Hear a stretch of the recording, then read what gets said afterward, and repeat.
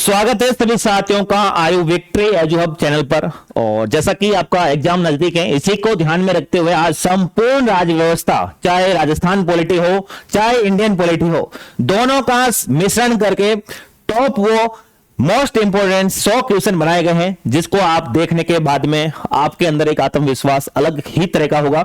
आप जरूर इस क्लास को देख के जाएगा और आपको निश्चित रूप से फायदा मिलने वाला है, क्योंकि मैंने वही क्वेश्चन इसके अंदर ऐड किए हैं जिससे कि डायरेक्ट प्रश्न आने का संभावना सबसे ज्यादा है।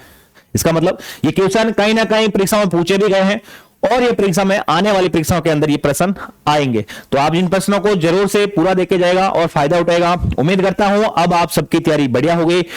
मेरा एक आपसे निवेदन है कि आप ज्यादा से ज्यादा नोट्स पढ़े, उसके अलावा क्वेश्चन निकाले ज्यादा से ज्यादा, और नया कुछ भी ना पढ़े, जो पुराना पढ़ा हुआ है वो ही बार बार पढ़े, जिससे कि आपका नेगेटिव मार्किंग से ज्यादा बचा जा सके। देखिए, ज्यादा अगर आपका रिवीजन बढ़िया होगा तो फिर वहां पर कंफ्यूजन कम होगा तो नेगेटिव मार्किंग से बचा जा सकता है। इसलिए आप ज्यादा से जितना हो सके ज्यादा से ज्यादा रिवीजन करने की कोशिश कीजिएगा। और एक बात मैं और बता दूं, इस चैनल पर अगर अभी तक कोई नया है तो वो भी आप इस चैनल को सब्सक्राइब कर लीजिएगा, टेलीग्राम ग्रुप को भी ज्वाइन कर लीजिएगा, क्योंकि मैं लगातार अभी तो ये 4th ग्रेड का होने वाला है, उसके बाद में वीडियो के एग्जाम से संबंधित जितने भी क्लास हैं वो अपलोड की जाएगी। उसके बाद में पीएसआई की संबंधित जितने भी क्लास हैं वो अपलोड आपको यूट्यूब के ऊपर लगातार प्राप्त होगी। इसलिए आप चैनल को सब्सक्राइब जरूर कीजिएगा, क्योंकि जो भी कब क्लास अपलोड होगी उससे सबसे पहले क्लास आपका पास नोटिफिकेशन होगा। तो स्टार्ट करते हैं आज की क्लास। आप भी हमारे साथ इन क्लास में आंसर देने की कोशिश कीजिएगा। उसके अलावा जो जो क्वेश्चन आपको पता हो और उस क्वेश्चन का आंसर तो एक तो देना ही है, उसके अलावा ये क्लास आपको कैसी लगी है उसके बारे में आप जरूर बताइएगा। ये क्लास आपको बढ़िया लगी या ना लगी उसके बारे में भी आप जरूर बताइएगा। देखिए, पहला क्वेश्चन है निम्नांकित। मैं आपको बता दूं, एक इस बात में बता देता हूं, पहले ही क्लियर कर देता हूं कि इस क्लास के अंदर हम सिर्फ क्वेश्चन फॉर्मेट ही देखने वाला है, ज्यादा डिटेल में नहीं जाने वाला है, ये भी मैं पहले बता देता हूं। लेकिन कहीं कहीं जहां जहां आवश्यकता होगी उसके अनुसार मैं जानकारी भी आपको साथ में देता रहूंगा। देखिए, पहला क्वेश्चन है निम्नांकित में से कौन सा सही सुमेलित नहीं है। लेकिन प्रश्न को आपसे सही ढंग से पढ़ना है भाई। प्रश्न के अंदर लिखा क्या हुआ है, नहीं है या फिर है, वो क्या पूछ रहा है। अनुच्छेद 153 के अंदर राज्यपाल का पद है, अनुच्छेद 156 के अंदर राज्यपाल को पदावधि है, अनुच्छेद 154 के बारे में लिख रखा है कि राज्यपाल की कार्यपालिका शक्ति, और अनुच्छेद 155 राज्यपाल को पद से हटाना। तो इसमें से कौन सा गलत है? देखिए, मैं आपको बता दूं, संविधान का जो भाग है वो छठा है। छठा भाग के अंदर ध्यान रखना, जो अनुच्छेद है, देखिए अनुच्छेद है वो 153 से लगाकर 167 तक, जो कि राज्य की कार्यपालिका का वर्णन है। क्या वर्णन है? राज्य की कार्यपालिका का वर्णन है। उसके अंदर मुख्यमंत्री भी है, उसके अंदर राज्यपाल भी है, उसके अंदर राज्य विधान मंडल भी है, विधान परिषद भी है। और विधान परिषद तो आगे वाला टॉपिक हो जाएगा। देखिए, विधान मंत्री परिषद बोल सकते हो आप, मंत्री बोल सकते हो, मुख्यमंत्री है, राज्यपाल है, और उसके अलावा महाधिवक्ता तक इसमें आ जाएगा भाई, ठीक है ना। और बाकी वाले वो अलग है भाई। तो ध्यान रखना, आपको 153 से 167 तक मुख्यमंत्री, राज्यपाल, महाधिवक्ता, ये वाला टॉपिक है, ठीक है ना।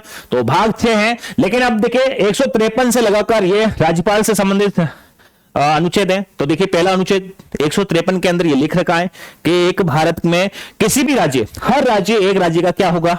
राज्यपाल होगा। अब हुआ क्या है ना, 7वां संविधान संशोधन के द्वारा, कौन सा संविधान संशोधन? देखिए, 7वां संविधान संशोधन कब होता है? 1956 के अंदर। इसके अंदर एक बात जोड़ दी गई है कि अब 2 या 2 से अधिक राज्यों का एक राज्यपाल बनाया जा सकता है। एक ही राज्यपाल को 2 राज्य एक साथ में दिए जा सकते हैं। तो ये बात आपको ध्यान रखना है। अनुच्छेद नंबर 153 यह एकदम सही है कि राज्यपाल का पद, ठीक है, 2 या 2 से अधिक, ये बात तो 7वें संविधान संशोधन के द्वारा जोड़ी गई। लेकिन 153 में यह बात एकदम सही है। अनुच्छेद नंबर 156 राज्यपाल की पदावधि, यह भी बात एकदम सही है। राज्यपाल की पदावधि आपको सबको पता होगा, यह राष्ट्रपति के प्रशासन पर्यंत ही अपने पद पर रहता है। राष्ट्रपति महोदय ही इनकी नियुक्ति करते हैं, यह भी पता होना चाहिए। और राष्ट्रपति के प्रशासन पर्यंत ही इनका कार्यकाल होता है। हालांकि देखरेख में ऐसा ही पढ़ाया जाता है कि 5 वर्ष इनका कार्यकाल होता है, लेकिन राष्ट्रपति अगर चाहे तो बीच में भी इनको हटा सकते हैं। ये भी आपको पता होना चाहिए। अगला देखिए, अनुच्छेद नंबर 154, यह भी एकदम सही है। राज्यपाल की कार्यपालिका शक्ति, राज्य के अंदर जितने भी कार्य होंगे वो किसमें होगी वो शक्ति नियत राज्यपाल के अंदर नियत होगी। राज्य के अंदर जितने भी कार्य किए जाएंगे वो राज्यपाल के नाम से किए जाएंगे। जिस प्रकार से केंद्र के अंदर केंद्रीय कार्यपालिका का जो मुखिया है वो राष्ट्रपति होता है, उसी प्रकार राज्य की कार्यपालिका शक्ति का प्रमुख हेड कौन होता है? राज्यपाल होता है। लेकिन आपको बता दें जो ये अनुच्छेद नंबर 155 लिख रखा है, अनुच्छेद नंबर 155 है, वो बात एकदम गलत है। क्योंकि इसके अंदर क्या लिख रखा है? अनुच्छेद नंबर 155 राज्यपाल को पद से हटाया जा सकता है, यह बात एकदम गलत है। क्योंकि 155 के अंदर क्या लिख रखा है? 155 के अंदर नियुक्ति से संबंधित है, 155 नियुक्ति से संबंधित है। और नियुक्ति आप सबको पता होगा प्रेसिडेंट करते हैं। कौन करते हैं? प्रेसिडेंट करते हैं। तो अनुच्छेद 155 राज्यपाल की नियुक्ति से संबंधित है, उनको हटाने से संबंधित नहीं है, ध्यान रखना। नियुक्ति प्रेसिडेंट, तो यह आपको पता होना चाहिए। और उसके अलावा 155 तो यह हो गया, 156 आपके सामने है, 53 हो गया, 54 हो गया, 55 हो गया, 56 हो गया, 57 के अंदर इनकी योग्यताएं हैं, 157 के अंदर इनकी योग्यताएं हैं।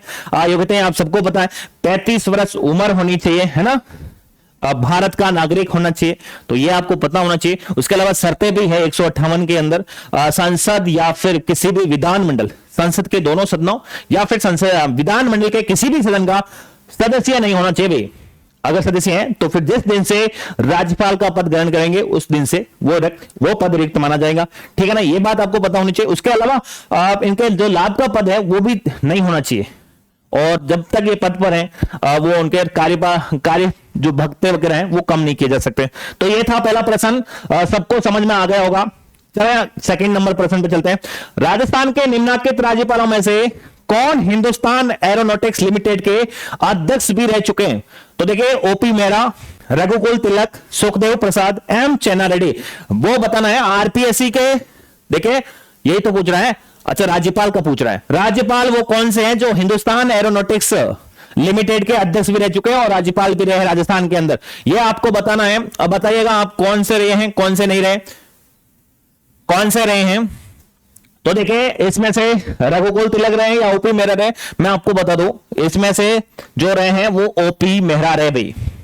ओपी मेहरा वो व्यक्ति हैं जो राज्यपाल के अंदर भी काम किया है राजस्थान के अंदर, उसके अलावा जो हिंदुस्तान एरोनॉटिक्स लिमिटेड है उसके अंदर भी अध्यक्ष पद पर भी रह चुके हैं। चलिएगा नेक्स्ट प्रश्न लेते हैं। अगला प्रश्न देखिए, भारतीय संविधान का निम्नलिखित में से कौन सा वो अनुच्छेद है जो कि राज्यपाल की कार्यपालिका शक्तियों से संबंधित है? अभी तो पढ़ के आए थे हम, अनुच्छेद 142 है, अनुच्छेद 156 है, अनुच्छेद 171 है, अनुच्छेद 158 है। वो कौन सा अनुच्छेद है जिसके द्वारा राज्यपाल के कार्यपालिका शक्ति का वर्णन कर रखा है? तो आप सबको पता होगा अनुच्छेद 153 के अंदर तो लिख रखा था प्रत्येक राज्य का एक राज्यपाल होगा, लेकिन 7वां संविधान संशोधन 1956 के द्वारा 2 या 2 से अधिक राज्यों का राज्यपाल बनाया जा सकता है। लेकिन 154 के अंदर यह लिख रखा है कि समस्त राज्य की कार्यपालिका शक्ति है वो राज्यपाल के अंदर नियत होगी भाई। कौन सा अनुच्छेद? अनुच्छेद नंबर 154। देखिए राजस्थान के निम्नलिखित में से, राजस्थान के निम्नलिखित में से कौन से संवैधानिक पदाधिकारी राज्यपाल द्वारा नियुक्त किए जाते हैं लेकिन उन्हें राज्यपाल द्वारा उनके पद से नहीं हटाए जा सकते भाई? मतलब नियुक्ति तो राज्यपाल कर देते हैं लेकिन उनको हटाने का कार्य है वो राज्यपाल नहीं करते हैं। वो कौन से पद हैं जिनको राज्यपाल नियुक्ति कर देते हैं लेकिन हटा नहीं सकते? तो देखिए एक तो आप सबको पता होगा राजस्थान लोक सेवा आयोग के सदस्य, इनको नियुक्ति और इनके अध्यक्ष और सदस्य दोनों की नियुक्ति राज्यपाल महोदय कर देते हैं लेकिन इनको हटा नहीं सकते हैं, आप सबको पता है। बाबूलाल जी अभी अंदर है ना भाई, बाबूलाल जी हैं, एक और रामूराम रायका है। तो देखिए इनको हटाने का प्रावधान अपने पास है नहीं क्योंकि हटाने की प्रोसेस राष्ट्रपति के पास होती है, और लेकिन इनको निलंबित राज्यपाल महोदय कर सकते हैं, इनको नियुक्ति राज्यपाल दे सकते हैं लेकिन हटाने का प्रोसेस है वो राष्ट्रपति के पास है। तो ध्यान रखिएगा एक तो ये पद हो गया। उसके अलावा ये कौन सा है? तो ध्यान रखना जो है ना ये ऑप्शन नंबर इसका एकदम 2 और 3 सही है क्योंकि महाधिवक्ता की नियुक्ति भी राज्यपाल ही करते हैं, उनको हटाने का कार्य राज्यपाल करते हैं। लेकिन राज्य निर्वाचन आयोग तो और राजस्थान लोक सेवा आयोग के सदस्य दोनों के दोनों राज्यपाल हटा नहीं सकते, राज्यपाल हटा नहीं सकते भाई। एक तो राज्य के निर्वाचन आयुक्त को नहीं हटा सकते हैं और एक राजस्थान लोक सेवा आयोग के सदस्य को नहीं हटा सकते। ये प्रश्न कई बार पूछा गया है इसलिए आपको ये ध्यान रखना होगा, इन दोनों पदों के बारे में ध्यान रखना होगा। एक पद और है तो आप बता दीजिएगा वो पद कौन सा है जिसको राज्यपाल नहीं हटा सकता है।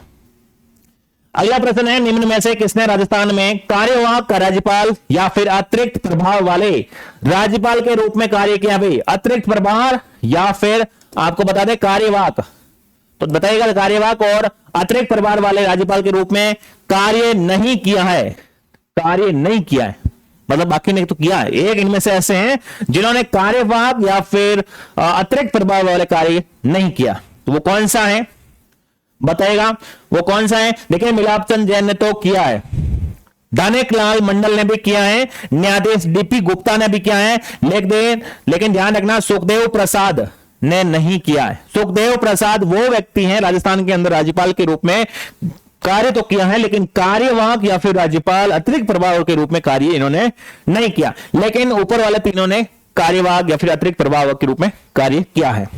देखिए अगला चलते हैं, छठा क्वेश्चन लेते हैं। आज का छठा क्वेश्चन देखिए, निम्नलिखित में से कौन राजस्थान लोक सेवा आयोग के, देखिए प्रश्न इंपॉर्टेंट है, सचिव और अध्यक्ष दोनों रहे थे भाई, सचिव और अध्यक्ष दोनों रहे, वो कौन सा राजस्थान का लोक सेवा आयोग का आयोग के सचिव और अध्यक्ष दोनों पद पर है, वो कौन व्यक्ति हैं? तो एनके बैरवा, यतेंद्र सिंह, डेडिक चौहान या फिर देवेंद्र सिंह, तो वो कौन सा व्यक्ति हैं जो कि राजस्थान लोक सेवा आयोग के आरपीएससी के अंदर सचिव और अध्यक्ष दोनों पद पर हैं? तो मैं आपको बता दूं, ये रहे आपके कौन, एनके बैरवा। देखिए एनके बैरवा है वो, एनके बैरवा वो व्यक्ति हैं जो कि राजस्थान आरपीएससी के अंदर सचिव और अध्यक्ष दोनों पद पर है, सचिव और अध्यक्ष दोनों पद पर है। चलेगा अगला प्रश्न लेते हैं, मैं बोल रहा हूं आपको सीधा प्रश्न ही लेते हैं, उत्तर लेते हैं, प्रश्न लेते हैं, ज्यादा डिटेल में हम जाने वाले नहीं, मैं पहले भी आपको बोल देता। राजस्थान उच्च न्यायालय के निम्नलिखित न्यायाधीशों में से कौन अन्य राज्यों के उच्च न्यायालयों में मुख्य न्यायमूर्ति नहीं रहा? राजस्थान का देखिए राजस्थान उच्च न्यायालय के निम्नलिखित न्यायाधीश में से इनमें से कौन सा वो न्यायाधीश है जो कि अन्य न्यायाधीशों के उच्च न्यायालय के में मुख्य न्यायाधीश नहीं रहा है अन्य राज्यों के अंदर? तो देख लीजिएगा, राजेश बालिया, प्रकाश टाटिया और एनएन माथुर और नगेंद्र कुमार जैन। तो ध्यान रखना इसके अंदर जो है ना प्रकाश राजेश बालिया है, ये तो रह चुके हैं अन्य राज्यों के अंदर उच्च न्यायालय में मुख्य न्यायाधीश, ये रह चुके हैं कौन, राजेश बालिया। प्रकाश टाटिया भी रह चुके हैं, नगेंद्र कुमार जैन भी रह चुके हैं, लेकिन एनएन माथुर ये नहीं रह चुके भाई, ये नहीं रहे। ऐसे प्रश्न आते हैं, इसलिए आप ध्यान से इन प्रश्नों को पढ़िएगा और एकदम इन प्रश्नों को क्लियर करके जाएगा, क्योंकि ऐसे फैक्ट वाले सीधे डायरेक्ट क्वेश्चन पूछे जा रहे हैं। लगातार एग्जाम का पैटर्न चेंज हो रहा है, क्वेश्चन को हार्ड बनाने की कोशिश की जा रही है, तो ये प्रश्न आपको जरूर देख के जाना चाहिए। और अभी तक आप इस चैनल पर नए हैं तो चैनल को सब्सक्राइब जरूर कर लीजिएगा, जिससे कि आने वाला सभी एग्जामों का नोटिफिकेशन सबसे पहले आपको मिले और क्लास कोई भी अपलोड हो उसकी जानकारी भी आपको सबसे पहले मिले। निम्नलिखित में से कौन राजस्थान राज्य मानवाधिकार आयोग के अध्यक्ष? देखिए राजस्थान राज्य मानवाधिकार आयोग के अध्यक्ष है वो नहीं रहे। कौन नहीं रहे? तो देखिए अध्यक्ष नहीं कौन रहे थे भाई, जस्टिस एनके जैन, जस्टिस प्रकाश टाटिया, जस्टिस जगत सिंह और जस्टिस एस सगीर अहमद। वो कौन व्यक्ति हैं जो कि राजस्थान राज्य मानवाधिकार आयोग के अध्यक्ष नहीं रहे थे? तो देखिए जस्टिस एस एन के जैन तो अध्यक्ष रहे थे, प्रकाश टाटिया भी रहे, जस्टिस एस सगीर अहमद भी रहे, लेकिन जस्टिस जगत सिंह जी नहीं रहते भाई, ये आपको पता होना चाहिए। जस्टिस जगत सिंह जी नहीं रहते, क्या नहीं रहते? अध्यक्ष नहीं रहते, तो ये आपको पता होना चाहिए। देखिए अगला प्रश्न लेते हैं, इसको तो प्रश्न है भाई, दोनों का मिक्स है, इंडियन पॉलिटी और राजस्थान पॉलिटी। पहले राजस्थान पॉलिटी आने वाली है, उसके बाद में इंडियन पॉलिटी आने वाली है।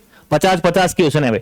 निम्नलिखित में से किस मुख्यमंत्री के त्याग पत्र देने के पश्चात बरकतुल्ला खान को राजस्थान का क्या बनाया गया था? मुख्यमंत्री बनाया गया था। वो कौन मुख्यमंत्री हैं कि उनके बाद में इस्तीफा देने के बाद में बरकतुल्ला खान को मुख्यमंत्री बनाया गया था? ये राजस्थान के जोधपुर जिले से संबंध रखते हैं।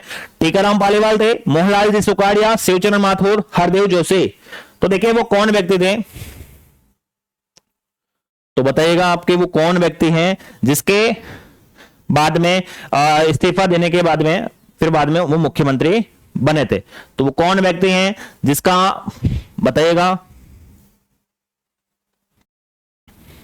तो देखिए आप सबको पता भी होगा, उदयपुर से संबंध रखने वाले मोहनलाल जी सुखाड़िया के इस्तीफा देने के बाद में राजस्थान के जोधपुर जिले से संबंध रखने वाले बरकतुल्ला खान को बनाया गया मुख्यमंत्री। इनके नाम से जोधपुर के अंदर स्टेडियम भी बना हुआ है, तो यह भी आपको ध्यान रखिएगा। चलेगा, अगला प्रश्न लेते हैं। राजस्थान विधानसभा में अध्यक्ष की अनुपस्थिति में अविलंबनीय मामलों में निम्नलिखित में से कौन अध्यक्ष की ओर से विधेयक को प्रमाणित कर सकते हैं?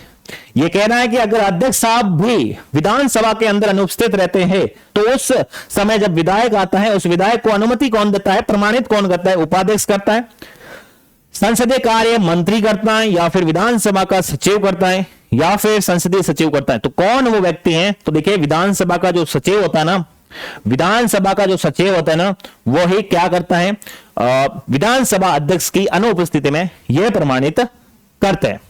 तो ये आप ध्यान रखिएगा।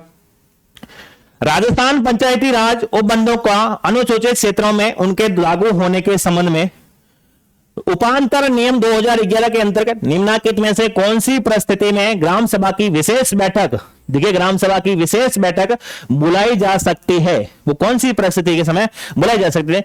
तो देखिए ग्राम सभा में कुल सदस्यों में से कम 5% या फिर 25 सदस्यों, इसमें से जो भी अधिक होगा और सचिव को दी गई लिखित सूचना के आधार पर। यह बात एकदम सही है, पहली ही बात एकदम सही है, और इसी आधार पर क्या बुलाई जाती है? विशेष बैठक बुलाई जाती है। पहला ही ऑप्शन इसका सही है, क्योंकि देखिए इसमें देखिए 10% 25 लिख रखा है, इसमें 5 और 50 लिख रखा है, इसमें 10 और 50 लिख रहा है। ये बातें गलत है, लेकिन ध्यान रखना 5 और 25 सदस्य, 5% या फिर 25 सदस्य हो, इनमें से जो भी अधिक होगा उसको देखते हुए ग्राम सभा के कुल सदस्य में से कम 5% या फिर 25 सदस्य हो, इसमें से जो भी अधिक होगा द्वारा सचिव को दी गई लिखित सूचना के आधार पर ही क्या बुलाई जा सकते हैं? विशेष बैठक बुलाई जा सकती है। ये 2011 के अंदर नियम के अंदर परिवर्तन करके कर दिया था भाई, तो ये आपको बात पता होनी चाहिए। अब 12वां क्वेश्चन देखिए, राजस्थान के किस मुख्यमंत्री की काम चलाओ सरकार, देखिए काम चलाओ सरकार या फिर आप बोल सकते हो care taker government, care taker government या फिर काम चलाओ, दोनों शब्द आपको ध्यान रखना होगा। काम चलाओ या फिर काम चलाओ सरकार या फिर केयर टेकर गवर्नमेंट के विरुद्ध विधानसभा में अविश्वास प्रस्ताव लाया गया था। किसके खिलाफ? जयनारायण निवास या फिर टीकाराम पालीवाल या फिर मोहनलाल जी सुखाड़िया या फिर हरदेव जोशी? वो कौन व्यक्ति है राजस्थान के मुख्यमंत्री जिनके खिलाफ ये लाया गया था पहली बार अविश्वास प्रस्ताव? तो ध्यान रखना वो मुख्यमंत्री है कौन? वो मुख्यमंत्री है टीकाराम पालीवाल। कौन है? टीकाराम पालीवाल के खिलाफ सबसे पहले काम चलाऊ सरकार के विरुद्ध विधानसभा में अविश्वास प्रस्ताव लाया गया। अगला प्रश्न देखिए, राज्य मुख्य सूचना आयुक्त की नियुक्ति किसके द्वारा की जाती है? इंपॉर्टेंट है, क्या कौन सा पद है? राज्य मुख्य सूचना आयुक्त, इंपॉर्टेंट है, देख लीजिएगा। किसके द्वारा नियुक्ति की जाती है? मुख्यमंत्री, राष्ट्रपति, प्रधानमंत्री या फिर राज्यपाल? तो कौन नियुक्ति करता है राज्य के मुख्य सूचना आयुक्त की? तो यह आपको पता होगा, राज्य मुख्य सूचना की नियुक्ति है वो राज्यपाल महोदय करते हैं। कौन करते हैं? राज्यपाल महोदय करते हैं।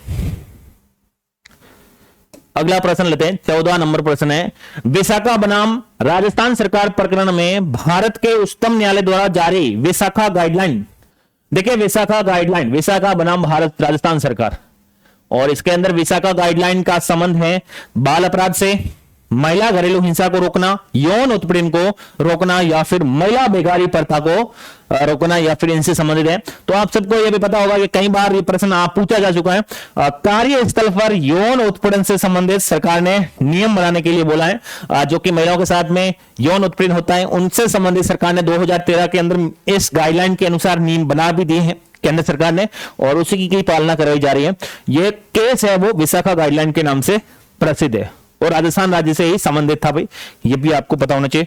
और राजस्थान पंचायती राज व्यवस्था में शासन प्रणाली की व्यवस्था क्या है?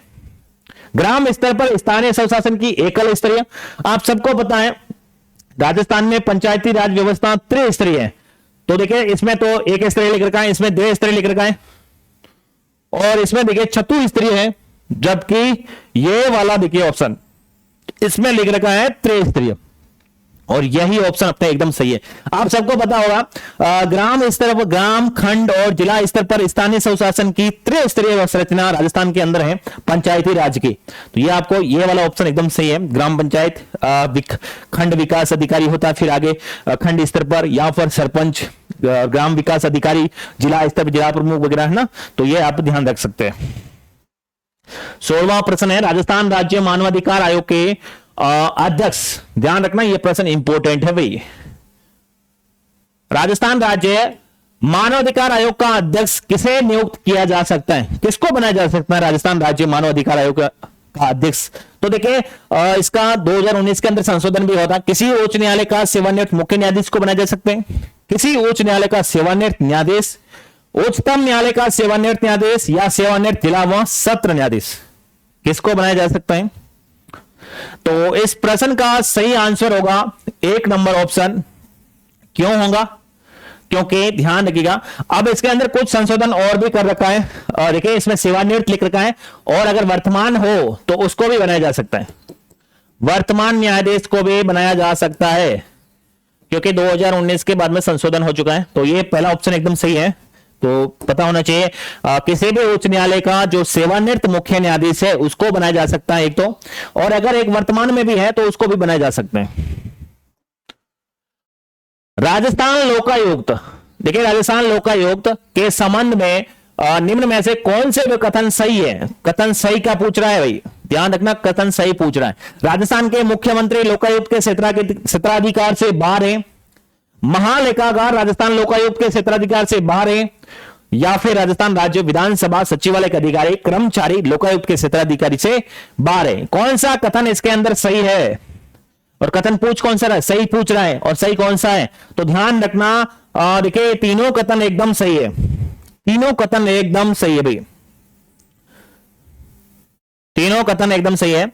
ए बी से सही होगा एकदम, ए बी से, यानी कि राजस्थान का मुख्यमंत्री के खिलाफ लोकायुक्त कुछ भी जांच नहीं कर सकते भी, वो क्षेत्र से बाहर आते हैं।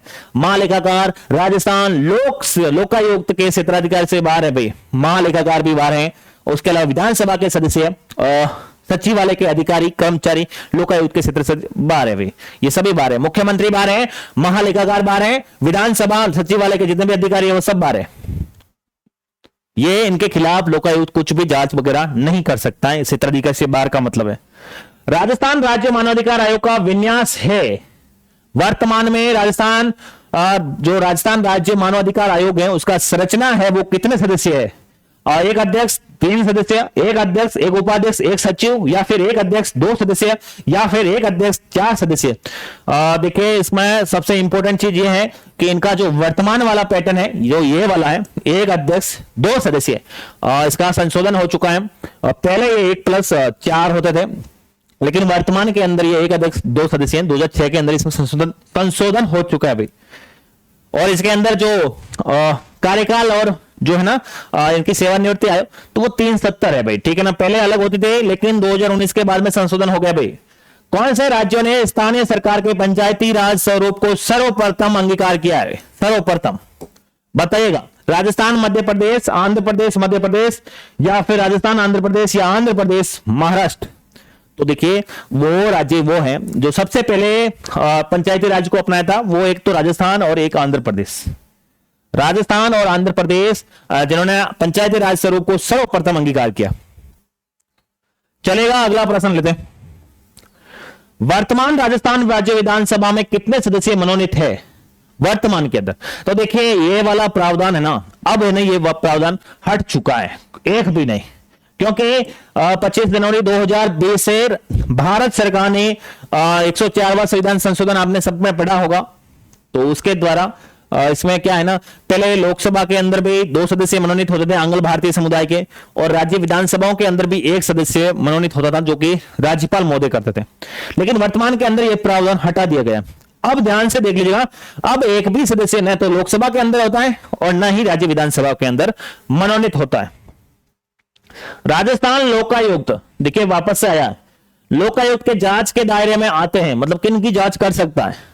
मंत्री, सचिव, राज्यपाल, स्वायत्त शासन संस्थाओं के अध्यक्ष। तो किन की जांच कर सकता है? आपको बताना है ये जांच किसकी कर सकता है। तो जांच किसकी कर सकता है? ये तो एक बात तो पक्की तय है, ये राज्यपाल की तो जांच नहीं करेगा, मुख्यमंत्री राज्यपाल की तो जांच करता ही नहीं है ये, ठीक है ना। और उसमें से यही तो ऑप्शन देखना देगा, इसमें तीसरा आ गया, इसमें तीसरा आ गया, इसमें तीसरा आ गया, तो इसका मतलब यही अपना सही होने वाला है। एकदम सीधे सा पता चल गया कि भाई राज्यपाल और मुख्यमंत्री की ये जांच करता ही नहीं है। कौन? राजस्थान राज्य लोकायुक्त, ठीक है ना। तो ये आपको पता होना चाहिए, मंत्री की करेगा, सचिव की करेगा, और स्वायत्त शासन जितने भी, ध्यान रखना, सरपंच की ये जांच नहीं करता है। उसके अलावा जितने भी अधिकारी रहते हैं उनकी सबकी करता है स्वायत्त शासन विभाग, चाहे नगर पालिका अध्यक्ष हो, चाहे नगर पालिका के अध्यक्ष हो, महापौर हो, नगर निगम के, उन सबकी करता है, लेकिन सरपंच की नहीं करता है, राज्यपाल की नहीं करता है, मुख्यमंत्री की नहीं करता है। मुझे आप ये कमेंट करके बताइएगा, जो ये लोकायुक्त जांच करता है वो कितने साल पुराने मामलों को ये जांच करता है, ये बात बताइएगा। आप कमेंट करके जरूर इसका आंसर दीजिएगा। और क्लास कैसी लग रही है इसके बारे में आप जरूर बताइएगा, पसंद कैसे हैं ये भी बताइएगा। और अभी तक आप चैनल पर नए हैं तो चैनल को सब्सक्राइब जरूर कर लीजिएगा। राजस्थान मंत्रिपरिषद की न्यूनतम, देखिए न्यूनतम संख्या पूछ रहा है, न्यूनतम संख्या पूछ रहा है। अब सब आपको सबको पता है, अधिकतम संख्या तो आप सबको पता है, 91वां संविधान संशोधन हुआ था 2003 के अंदर। कब हुआ? 2003 के अंदर। इसके अंदर फिक्स कर दिया गया 15% से अधिक मुख्यमंत्री सहित मंत्रिपरिषद अधिक नहीं हो सकते, चाहे विधानसभा के अंदर हो, चाहे संसद के अंदर हो, संसद के दोनों सदनों के अंदर, है ना भाई। लोकसभा के अंदर, भाई संसद का मतलब है लोकसभा, एक तो लोकसभा और एक विधानसभा, इसके अंदर अब मंत्री यहीं बनेंगे, तो मंत्री यहां पर बनते हैं ना, तो मंत्री 15% से अधिक नहीं हो सकते, वो भी यहां पर प्रधानमंत्री सहित है, यहां पर मुख्यमंत्री सहित। अब पूछ रहा है न्यूनतम कितने हो सकते हैं? 29+1, 11+1, 15+1, 12+1। तो ध्यान रखना, जो न्यूनतम वाला आंकड़ा है वो 12 है भाई, देखिए वो 12 है, न्यूनतम वाला जो आंकड़ा है वो 12 है। 11+1 मुख्यमंत्री, ठीक है ना, 11 मंत्री हो सकते हैं, मुख्यमंत्री शामिल होगा साथ में, तो 12 होंगे टोटल, ठीक है ना। 12 के ज्यादा नहीं हो सकता भाई, कितना होगा? 12 होंगे, 12 से ज्यादा नहीं होने वाले, तो ये आपको पता होना चाहिए। लेकिन अधिकतम कितने हो सकते? 15%। राजस्थान के अंदर विधानसभा की सीटें 200 है, तो 200 का 15% 30 हो सकते हैं मुख्यमंत्री सहित, अधिकतम। चलेगा, अगला प्रश्न लेते हैं। राजस्थान के राज्यपाल के संबंध में निम्नलिखित में से कौन सा कथन सही नहीं है? राज्य पुनर्गठन आयोग की अनुशंसा के आधार पर राज प्रमुख के पद को समाप्त कर दिया गया। 7वें संविधान संशोधन से राज प्रमुख का पद समाप्त कर दिया गया। गुरुमुख न्याल सिंह को 1 नवंबर 1956 को राजस्थान का पहला राज्यपाल नियुक्त किया गया। हरिभाऊ किशनराव बांगड़े ने 31 जुलाई 2024 को राजस्थान के राज्यपाल का पदभार संभाला। तो देखिए इसमें कौन सा कथन सही है? तो देखिए एकदम कथन सही ये है, देखिए राज्य पुनर्गठन आयोग के अनुशंसा के आधार पर ही राज प्रमुख का पद समाप्त कर दिया गया, और 7वां संविधान संशोधन 1956 के द्वारा ही राज प्रमुख का पद समाप्त किया गया। ये दोनों बातें एकदम सही है। हरिभाऊ किशनराव बांगड़े 31 जुलाई 2024 को ही राजस्थान के राज्यपाल, जो कि 43वें नंबर के बने हैं, लेकिन गुरुमुख न्याल सिंह है, ये एकदम गलत है, क्योंकि 1 नवंबर 1956 को इनको राज्यपाल नियुक्त नहीं किया गया था। हालांकि ये पहले राज्यपाल जरूर है, लेकिन 1 नवंबर 1956 की ये तारीख गलत है। अभी देखिए अगला प्रश्न आ रहा है, उसके अंदर इसका विस्तार से मिलने वाला है जानकारी। तो ध्यान रखना, ये 1 नवंबर 1956 गलत है, पहले जरूर बने थे, लेकिन 1 नवंबर 1956 गलत है। राजस्थान में जिला आयोजना समिति का जो अध्यक्ष है वो कौन बनता है? जिला कलेक्टर, जिला परिषद का मुख्य कार्यकारी अधिकारी, संसद सदस्य या फिर जिला प्रमुख? तो कौन बनता है इसका? तो ये प्रश्न तो कई बार पूछा भी गया है, और इसका जो अध्यक्ष बनता है वो जिला प्रमुख बनता है। कौन बनता है? जिला प्रमुख बनता है, जिला आयोजना समिति का प्रमुख या फिर अध्यक्ष। किस अधिनियम के द्वारा जयपुर विकास प्राधिकरण की स्थापना हुई थी? तो देखिए जयपुर विकास प्राधिकरण अधिनियम 1982, जयपुर विकास प्राधिकरण अधिनियम 1983 और जयपुर विकास प्राधिकरण अधिनियम 1984 और जयपुर विकास प्राधिकरण अधिनियम 1985। तो कौन सा वो अधिनियम था जिसके द्वारा आपके जयपुर विकास प्राधिकरण की स्थापना की गई? तो ये वाला नियम कौन सा था? पहला ही ऑप्शन एकदम सही है, इसके द्वारा इसकी स्थापना की गई थी 1982 के वाला 1982 वाले जयपुर विकास प्राधिकरण अधिनियम की स्थापना की गई। चलते हैं नेक्स्ट क्वेश्चन पर। निम्नलिखित में से रियासत, राज्य रियासती राज्यों के किस समूह ने स्वाधीनता से पहले पंचायतों पर क्या बना दिया था? विधेयक बना दिया था या फिर विधेयक पारित कर दिया था। कौन से थे? अलवर, बांसवाड़ा, करौली, सिरोही। बांसवाड़ा, बीकानेर, भरतपुर, बूंदी, जोधपुर, जयपुर, उदयपुर, सिरोही, या फिर करौली, बूंदी, अलवर, जैसलमेर, या फिर अनुत्तरित प्रश्न। तो इस प्रश्न का सही आंसर होने वाला है जोधपुर, जयपुर और उदयपुर और सिरोही। भैया कौन सा वाला होने वाला है? जोधपुर, जयपुर, उदयपुर और सिरोही के अंदर देश आजाद होने से पहले ही यहां पर क्या बना दिया था? पंचायती राज पर विधेयक बना दिया था, पंचायतों पर विधेयक पारित कर दिया था। जोधपुर, जयपुर, उदयपुर, सिरोही।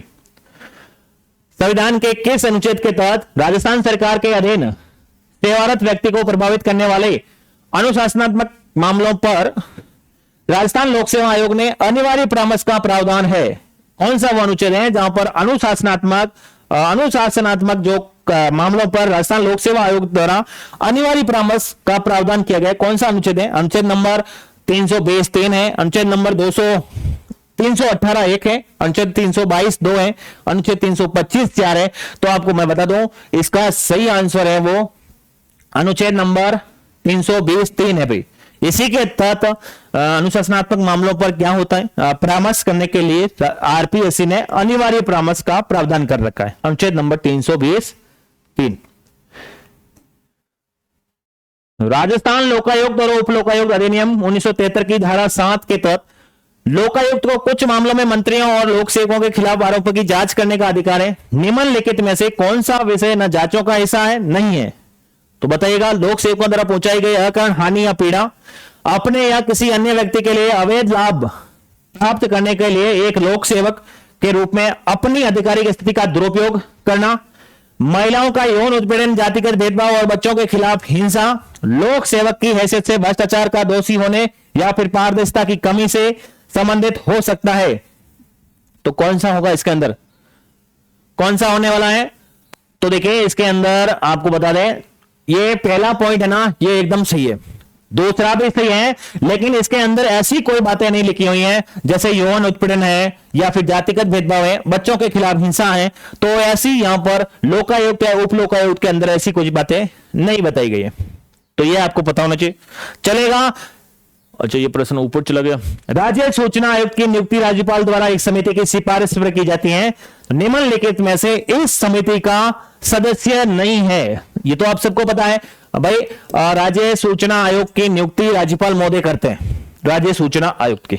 लेकिन जो एक समिति बनती है उस समिति का जो एक सदस्य है जो इनमें से नहीं है। मुख्यमंत्री, तो मुख्यमंत्री, राज्य विधानसभा के विपक्ष के नेता, मुख्यमंत्री द्वारा मनोनीत कैबिनेट मंत्री, उच्च न्यायालय का मुख्य न्यायाधीश। तो आप सबको पता है लोकायुक्त के नियुक्ति में तो ये होते हैं कौन? मुख्य न्यायाधीश। लेकिन इनके नियुक्ति में मुख्य न्यायाधीश की कोई भूमिका नहीं है, लेकिन यहां पर एक कैबिनेट मंत्री जरूर है। मुझे यह बताइएगा राजस्थान का वो कौन सा आयोग है जिसके अंदर नियुक्ति के अंदर एक कमेटी बनती है, उस कमेटी के अंदर राज्य का गृह मंत्री भाग लेता है? बताइएगा आप प्रश्न इसका आंसर। अब आपकी तैयारी तो वैसे भी बहुत बढ़िया क्वालिफाई की होगी। राजस्थान राज्य मानवाधिकार आयोग के निम्नलिखित अध्यक्षों में से किन्होंने 5 वर्ष की पदावधि पूरी की है? अब वो बताना है। देखिए राज्य मानवाधिकार आयोग है, ये राजस्थान मानव अधिकार आयोग के बारे में प्रश्न पूछा गया है। ये पूछ रहा है कि इनमें से वो कौन अध्यक्ष हैं जिन्होंने 5 वर्ष की कालावधि को पूरा किया है? तो कौन किसने किया है? कांता भटनागर, न्यायमूर्ति एनके जैन, न्यायमूर्ति एस सगीर अहमद, न्यायमूर्ति प्रकाश टाटिया। तो वो कौन व्यक्ति हैं? तो ध्यान रखना वो न्यायमूर्ति एनके जैन कौन है? न्यायमूर्ति एनके जैन है जिन्होंने क्या कर दिया है, मतलब 5 वर्ष पूर्ण की थे, 5 वर्ष की पदावधि को पूरी किया। पूरे इन्होंने किया, बाकी उन्होंने 5 वर्ष पूरे नहीं किए। इसलिए इस प्रश्न का आंसर रहे सब थे, लेकिन पूरी इन्होंने की कार्य। निम्नलिखित में से किस मुख्यमंत्री ने अधिकतम बार राजस्थान में राष्ट्रपति शासन का क्या किया है, सामना किया है? मैं आपको बता दूं राजस्थान के अंदर जो राष्ट्रपति शासन है वो 4 बार लगा था भाई। कितनी बार? 4 बार। 67 में लगा है ना, 77 में लगा, 80 में लगा, 92 में लगा। अब आपको यह बताना है कि इसमें से जितनी बार लगा है उसमें सबसे ज्यादा किस मुख्यमंत्री के समय लगा था? तो इस प्रश्न का सही आंसर होने वाला है, क्योंकि भैरव सिंह शेखावत के समय 80 में भी लगा और 92 में भी लगा था। ठीक है ना, 2 बार लग गया था भैरव सिंह शेखावत के समय।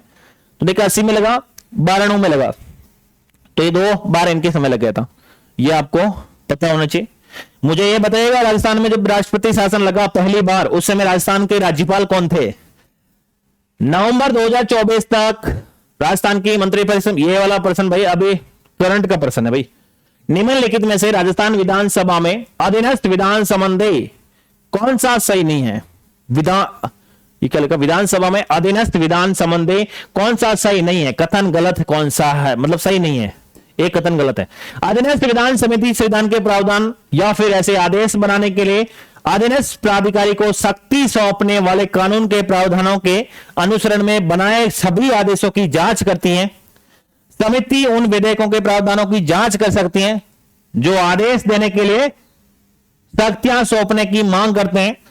अध्यक्ष विधायी शक्तियों के प्रत्यायोजन के प्रावधान लाने वाले विधेयकों को समिति को संदर्भित करता है। यह राजस्थान विधानसभा में प्रक्रिया और कार्य संचालन नियमों के नियम 240 द्वारा शासित होता है। और यही बात गलत है भाई, यही बात गलत है, यही बात गलत है एकदम। और ध्यान रखना, यह बात 240 नियम लिख रखा है ना, ये 240 के अंदर नहीं है भाई। और यह बात एकदम गलत है, क्योंकि यह सौंपने वाले कार्यों का सभी आदेशों की जांच भी करती है। समिति उन विधेयकों के प्रावधान की जांच कर सकती है, आदेश देने के लिए शक्तियां सौंपने की मांग भी करते हैं। लेकिन अध्यक्ष विधायी शक्तियों प्रत्यायोजन के प्रावधान वाले विधेयकों की समिति को संदर्भित करता है, लेकिन ये नियम 240 के तहत नहीं भाई। 240 के तहत ये वाली बात गलत लिख रखी है, जो कि विधायी संबंधी, इस अधीनस्थ विधायी संबंधी है, उनके बारे में ये कथन आ रखा है। ये प्रश्न पूछा गया है, इसलिए मैंने बता दिया। हालांकि थोड़ा टफ प्रश्न है। राज्य विधान परिषद के उत्साधन यानी कि उनका विघटन करने के लिए, विधान परिषद को वापस से समाप्त करने के लिए राज्य विधानसभा द्वारा संविधान के अनुच्छेद कौन सा है 169 के अंतर्गत स्वीकृत संकल्प के बारे में निम्नलिखित कौन सा कथन सही है?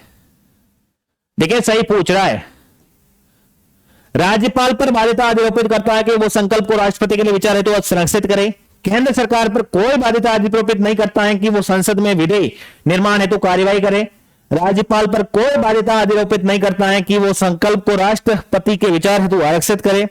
केंद्र सरकार पर बाध्यता आरोपित करता है कि वो संसद में विधेयक निर्माण हेतु कार्यवाही करे। तो देखिए इसमें से कौन सा होने वाला है? तो देखिए इसमें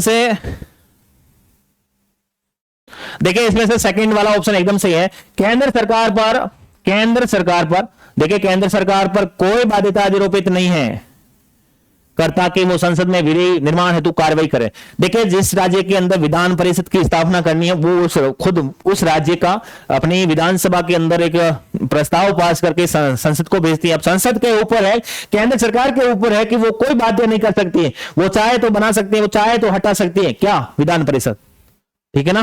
तो ये वाला सही है एकदम, इसके कथन सही बैठ रहा है। 35वां प्रश्न, राजस्थान विधानसभा के प्रक्रिया तथा कार्य संचालन संबंधी नियमों के अनुसार निम्नलिखित में से कौन से विभाग के प्राक्कलन समिति क के नियंत्रणाधीन नहीं है? तो नहीं कौन सा है? सार्वजनिक निर्माण विभाग, गृह विभाग, शिक्षा विभाग, वित्त विभाग। प्रश्न ऐसे ही आते भाई, ठीक है ना। अब सरल वाले प्रश्न नहीं आते भाई, बहुत कम आते हैं सरल वाला प्रश्न, तब बना जाता है। देखिए सार्वजनिक निर्माण विभाग प्राक्कलन समिति क के अंतर्गत है, ठीक है। शिक्षा विभाग है, वित्त विभाग है, लेकिन ये गृह विभाग नहीं है भैया, गृह विभाग नहीं है, गृह विभाग नहीं है, ये आपको पता होना चाहिए। राजस्थान लोक सेवा आयोग अपने कार्यों का वार्षिक प्रतिवेदन, देखिए वार्षिक प्रतिवेदन, यह प्रश्न कई बार पूछा भी गया है, प्रस्तुत करता है विधानसभा अध्यक्ष के समक्ष, राष्ट्रपति के समक्ष, या फिर राज्यपाल के समक्ष, या फिर मुख्य सचिव के समक्ष। तो ये तो आपको सबको पता भी होगा भाई। इनकी नियुक्ति राज्यपाल महोदय करते हैं, इनको निलंबित राज्यपाल महोदय करते हैं, लेकिन इनको हटाने का हालांकि राष्ट्रपति के पास पावर है, लेकिन राज्यपाल महोदय को ही वार्षिक प्रतिवेदन देते हैं। उसके बाद में राज्यपाल महोदय विधानसभा के अंदर रखते थे। राजस्थान नगरपालिका अधिनियम 2009 के प्रावधान के अनुसार राज्य सरकार द्वारा नगर परिषद में अधिकतम कितने व्यक्ति नाम निर्देशित किए जा सकते हैं? 10, 12, 8 और 6। तो ध्यान रखना, राजस्थान नगरपालिका अधिनियम 2009 के तहत जो राज्यपाल महोदय हैं नगर परिषद के अंदर अधिकतम कितने, राज्य सरकार, तो ध्यान रखना राज्य सरकार के द्वारा 8 सदस्य है वो निर्देशित या फिर व्यक्ति को निर्देशित किए जा सकते हैं, कौन के द्वारा? राज्य सरकार के द्वारा।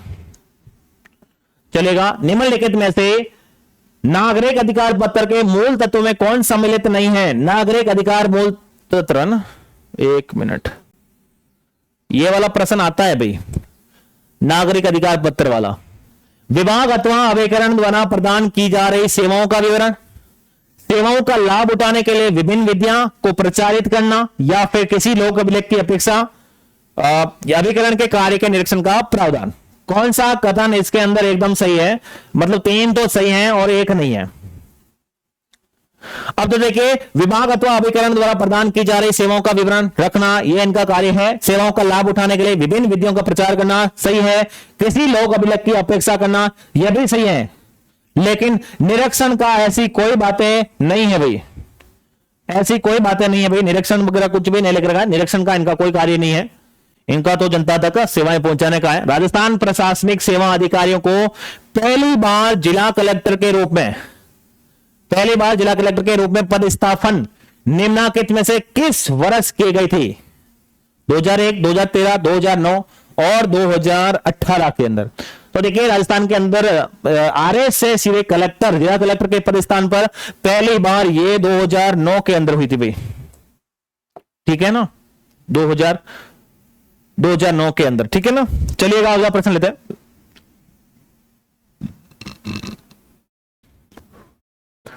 देखिए, राजस्थान के निम्नलिखित मुख्यमंत्री में से कौन, ध्यान रखना प्रश्न है, लोकसभा के सदस्य नहीं रहे। पूछ रहा है लोकसभा के सदस्य नहीं रहे, इनमें से कौन से वो मुख्यमंत्री हैं जो कि लोकसभा के सदस्य नहीं रहे? लोकसभा के सदस्य नहीं रहे, यानी कि हरदेव जोशी, भैरव सिंह शेखावत, टीकाराम पालीवाल, बरकतुल्ला खान, वो कौन से मुख्यमंत्री हैं जो कि कौन क्या नहीं रहे हैं? लोकसभा के सदस्य नहीं रहे। तो आपको यह बताना है लोकसभा के सदस्य कौन से नहीं रहे। तो ध्यान रखना, हरदेव जोशी भी रहे, भैरव सिंह शेखावत भी रहे, यहां पर बी है भाई, ठीक है ना, यहां पर बी है, ये बी है, ये सी है, ठीक है ना, ये भी आप देख लेना। भैरव सिंह शेखावत, हरदेव जोशी, बरकतुल्ला खान रहे हैं, लेकिन टीकाराम पालीवाल नहीं रहे। इसका मतलब ये गलत हो गया, ये गलत हो गया, इसमें 2 आ रहे, इसमें 3 आ रहे, तो इसका मतलब ए बी डी ये वाला होगा, ये वाला होगा भैया, ठीक है ना। तीनों हैं, हरदेव जोशी भी रहते हैं, भैरव सिंह शेखावत भी रहे हैं और बरकतुल्ला खान भी रहे। भैरव सिंह शेखावत, बरकतुल्ला खान, हरदेव जोशी, ये तीनों व्यक्ति लोकसभा के क्या रहे थे? सदस्य रहे, और राजस्थान के मुख्यमंत्री भी रहे थे, जबकि टीकाराम पालीवाल नहीं रहते। फैक्ट वाले क्वेश्चन डायरेक्ट छपते हैं भाई, डायरेक्ट छपते हैं। प्रश्न टफ बनाएगा अगर पेपर तो ऐसे ही आने वाला। निम्नलिखित में से कौन राजस्थान राज्य मानवाधिकार आयोग के अध्यक्ष पद पर नियुक्ति हेतु अधिकृत है? मुख्य सचिव स्तर का अधिकारी, उच्च न्यायालय का मुख्य न्यायाधीश, प्रमुख समाज सेवी व्यक्ति, पुलिस महानिदेशक का अधिकारी। तो देखिए भाई, ये तो प्रश्न अभी हम करके भी आए थे। उच्च न्यायालय का मुख्य न्यायाधीश, पूर्व मुख्य न्यायाधीश या फिर वर्तमान न्यायाधीश को बनाया जा सकता है राजस्थान राज्य मानवाधिकार आयोग का अध्यक्ष। राजस्थान पंचायती राज अधिनियम 1994, ठीक है ना, कि किस धारा के संशोधित करके ग्राम सेवक के स्थान पर अब ग्राम विकास अधिकारी अभिव्यक्ति को प्रतिस्थापित किया गया है? क्योंकि ग्राम विकास अधिकारी पद स्थापित कर दिया गया है। तो ये कौन सी धारा? 88 है, 89 है, या फिर 91 या फिर 90? तो देखिए, ये 89वीं धारा है, 89 है ना। तो ध्यान रखना, ये 89 नंबर की धारा है, जिसके अंदर अब पहले ग्राम सेवक था, अब ग्राम सेवक के स्थान पर ग्राम विकास अधिकारी को पद स्थापित कर दिया, या फिर इसका नाम चेंज कर दिया। राज्य निर्वाचन आयोग, देखिए इंपॉर्टेंट है राज्य निर्वाचन आयोग। राजस्थान से संबंधित निम्नलिखित कथनों पर विचार कीजिएगा। राज्य निर्वाचन आयोग राजस्थान का गठन दिसंबर 1994 में हुआ। इसका एक सचिव होता है, राज्य का मुख्य निर्वाचन अधिकारी भी होता है। क्या यह कथन गलत है? कौन सा कथन सही है? तो ध्यान देखना, ये जो दिसंबर 1994 नहीं है, जुलाई 1994 है। सेकंड वाला कथन एकदम सही है। इसका एक सचिव होता है, राज्य का मुख्य निर्वाचन अधिकारी भी होता है। इसका मतलब इसका सेकंड वाला ऑप्शन एकदम सही है, पहला ऑप्शन एकदम गलत है भाई। चलेगा। विशाखा अन्याय बनाम राजस्थान राज्य एवं अन्य मुकदमा संबंधित, ये तो हम पढ़ के आए थे भाई, अभी तो पढ़ के आए थे। कार्य स्थल पर महिलाओं से यौन उत्पीड़न को रोकथाम से संबंधित है भाई, ये पढ़ के आए ना। विशाखा गाइडलाइन वाला प्रश्न अभी पढ़ के आए थे भाई, जो राजस्थान राज्य से ही संबंधित था। गुरुमुख न्याल सिंह को राजस्थान का प्रथम राज्यपाल नियुक्त किया गया। ये प्रश्न इंपोर्टेंट है, अभी पूछा गया था। इस प्रश्न को ध्यान रखना, ये तारीख ये वाली है, अब ध्यान रखना।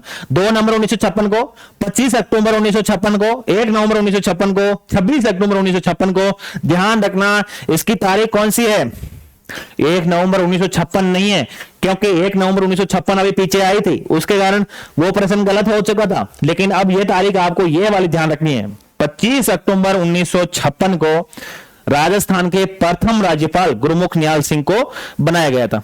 25 अक्टूबर 1956 को तारीख ध्यान से देख लीजिएगा, 25 अक्टूबर 1956 है।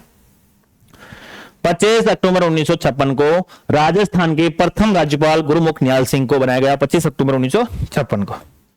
चलेगा, राजस्थान उच्च न्यायालय के निम्नलिखित न्यायाधीशों में से, तारीख ध्यान रखना भाई, 25 अक्टूबर है, 1 नवंबर नहीं है, 25 अक्टूबर है। राजस्थान उच्च न्यायालय के निम्नलिखित न्यायाधीशों में से कौन राजस्थान सरकार में मुख्यमंत्री के पद पर आसीन रहते? अच्छा, राजस्थान उच्च न्यायालय का पूछ रहा है, उच्च न्यायालय के निम्नलिखित न्यायाधीशों में से कौन ऐसा न्यायाधीश है जो कि राजस्थान सरकार में फिर राज्य मंत्री के पद पर भी रहते? जस्टिस मोहम्मद यामीन, जस्टिस सूरज नारायण डिडवानिया, जस्टिस फारूक हसन और जस्टिस यादराम मीणा। तो वो कौन व्यक्ति थे? तो ध्यान रखना, वो जस्टिस फारूक हसन थे, वो जो कि राज्य सरकार के अंदर राज्य मंत्री के पद पर भी ये बने रहे थे भाई विवाद में, ठीक है ना। तो ये आपको पता होना चाहिए। फैक्ट वाले क्वेश्चन ज्यादा है, मुझे पता है कि आपने उनके ढांचा संरचना आयोग वगैरह ये तो सब आपने याद कर लिए होंगे, इसलिए मैंने ये ऐसे प्रश्न ज्यादा उठाए, तो ध्यान रखिएगा। और अभी तक इस चैनल पर अगर आप नए हैं तो इस चैनल पर सब्सक्राइब जरूर कर लीजिएगा, क्योंकि लगातार क्लासें अपलोड हो रही है और जिनका फायदा आप लगातार निःशुल्क उठा सकते हैं। आगे आने वाले समय में TSI है, वीडियो है, तो उन एग्जामों का भी आप क्लासें मिल जाए और सबसे पहले नोटिफिकेशन आपको मिले, इसलिए आपको टेलीग्राम ग्रुप और चैनल को सब्सक्राइब करना होगा भाई, ठीक है ना। अब देखिए, सूचना के अधिकार अधिनियम के उद्देश्य के संबंध में निम्नलिखित में से कौन सा कथन सही नहीं है, बताइएगा। सरकार के कार्यकरण में पारदर्शिता है, उत्तरदायित्व को बढ़ाना, यह कथन एकदम सही है, यह कथन एकदम सही है। देखिए, अगला है हमारे लोकतंत्र को ऐसा बनाना ताकि वो वास्तव में लोगों के लिए काम करे, यह भी कथन सही है। सूचना के अधिकार में दोनों कथन सही हो चुके हैं। और देखिए, समाज की महिलाओं या कमजोर तबकों वर्गों को सशक्त करने के लिए, ये भाई इसका ये कोई काम नहीं है भाई, इसका ये ऐसा कोई काम नहीं है। कमजोर वर्गों को ऊपर उठाना भाई, योजनाएं चलाना, ये सरकार का काम है। नागरिकों को सशक्त बनाना, हाँ ये इसका कार्य है भाई, नागरिकों को सशक्त बनाना, इनको लोकतंत्र के बारे में जानकारी देना, पारदर्शिता बनाना, कार्यकरण को उत्तरदायित्व ठहराना लोगों को, ये इसमें हो सकता है। लेकिन ये समाज के जो गरीब तबके हैं या कमजोर तबके हैं, महिलाओं के लिए, बच्चों के लिए, उनके लिए अलग अलग उनका सशक्त करने के लिए सरकार योजनाएं बनाएगी, सरकार कार्य करेगी, लेकिन इनका थोड़ी होगा भाई। अच्छा, ये प्रश्न तो पहले भी आ चुका है, न्यूनतम संख्या राजस्थान मंत्री परिषद में, तो ये वाली हो चुका ना, 11+1 यानी कि टोटल 12, अधिकतम 15%। कौन सा संविधान संशोधन? 91वां संविधान संशोधन कब हुआ? 2003 के अंदर। ये अब तक राजस्थान वाले प्रश्न हो चुके हैं, अब आ रहे हैं इंडियन पॉलिटिक्स से संबंधित। देखिए, इंडियन पॉलिटिक्स से संबंधित देखिए, पहला प्रश्न आया है, सुमेलित करने वाला प्रश्न है। अब देखिए इसके अंदर क्या बोल रहा है, निम्न घटनाओं को कालक्रम अनुसार सेट कीजिएगा।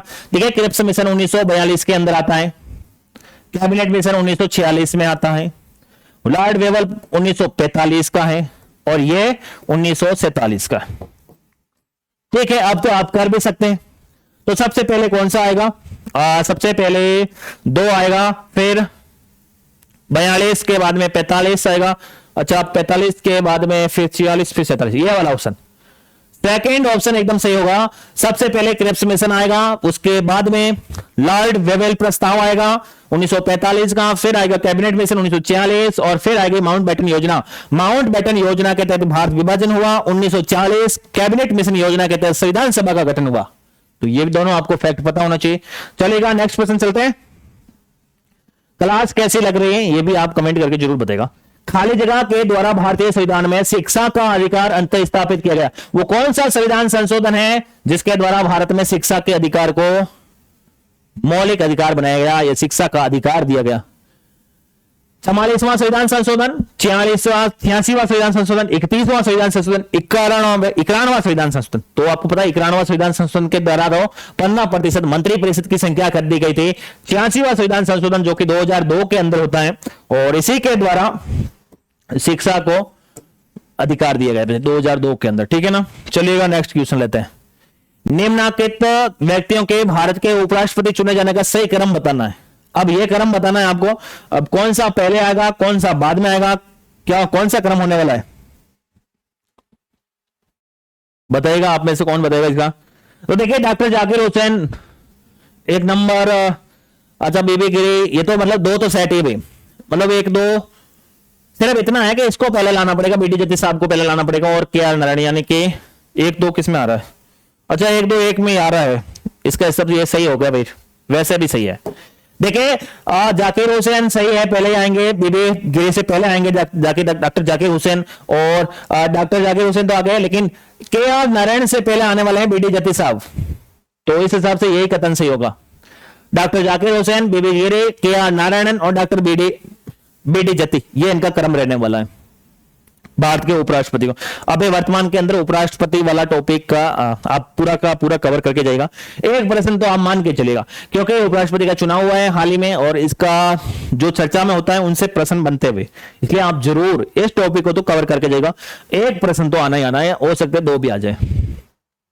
निम्न में से किस संविधान सभा द्वारा इसके संवैधानिक सलाहकार के रूप में चुना गया था? किन्हें चुना गया था? तो देखिए डॉक्टर राजेंद्र प्रसाद, बिहान राव, जवाहरलाल नेहरू या फिर सरदार वल्लभ भाई पटेल। तो आप सबको पता है बेनेगल नरसिंह राव, जिनको संवैधानिक सलाहकार बनाया गया था, संविधान का संवैधानिक सलाहकार बेनेगल नरसिंह राव। दोनों व्यक्तियों के संदर्भ में निम्न में से कौन सा सत्य है? भारत लोकतांत्रिक है, भारत का अपना स्वयं का संविधान है। ये तो भाई दोनों कथन क्या लग रहे हैं आपको, सही है या गलत है? सही है या गलत है? कथन दोनों सत्य है, लेकिन एक दूसरे की व्याख्या नहीं कर रहे। ये संविधान की बात कर रहा है, वो लोकतंत्र की बात कर रहा है, मतलब व्याख्या नहीं कर रहा है, लेकिन कथन तो दोनों सही है भाई, कथन तो दोनों सही है, लेकिन सही ढंग से व्याख्या तो नहीं कर रहा है। एक संविधान की बात कर रहा है, एक लोकतंत्र की बात कर रहा है। अगर ये इसमें भी ऐसा लिख देता, ये बोलता भारत लोकतांत्रिक है, या फिर ये ऐसा लिखता भारत का अपना संविधान है और इसके अंदर 395 अनुच्छेद तो इसकी व्याख्या कर देता, लेकिन कथन अलग अलग है, कारण उसका नहीं मिल रहा है। निम्न में से कौन भारत की रक्षा सेवाओं से संबंधित सभी मामलों के लिए प्रत्यक्ष रूप से संसद के प्रति उत्तरदायी है? क्या राष्ट्रपति है, प्रधानमंत्री, रक्षा मंत्री या फिर राजनीतिक मामलों की कैबिनेट समिति? तो आपको बता दें तीनों सेनाओं का भारत का सर्वोच्च कमांडर राष्ट्रपति जरूर होता है, लेकिन जो इस प्रश्न का आंसर होने वाला है वो होने वाला रक्षा मंत्री। रक्षा मंत्री ही है वो जो कि भारत की रक्षा सेवाओं से संबंधित सभी मामलों के लिए प्रत्यक्ष रूप से संसद के प्रति उत्तरदायी है। भारतीय संविधान के अनुच्छेद 338 बे पिछड़े वर्गों के लिए राष्ट्रीय आयोग अंतः स्थापित किया गया था, और यह देखिए 102वां संविधान संशोधन, 104वां, 105वां या फिर 103वां। मैं आपको बता दूं यह है ना 102वां संविधान संशोधन अधिनियम 2018 के द्वारा 338 बी के तहत पिछड़े वर्गों के लिए राष्ट्रीय आयोग के संवैधानिक मान्यता दी गई है। ठीक है ना, तो 102वां संविधान संशोधन के द्वारा वो कब हुआ था? 2018 के अंदर हुआ। क्या बनाया? संवैधानिक मान्यता दे दी गई, किसको? पिछड़े वर्गों को, ओबीसी को ना। भारत के उच्चतम न्यायालय के मुख्य न्यायमूर्तियों का सही क्रम है, इसका सही क्रम बताना है। BP Sinha, BP Gajendra Gadkar, SR Das, KG Balakrishna, SH Kapadia, HL Dattu, Ranjan Gogoi, NV Raman, Deepak Mishra, HL Dattu, TS Thakur और अगला है जगदीश सिंह खेर। तो देखिए इसमें से तो देखा जाए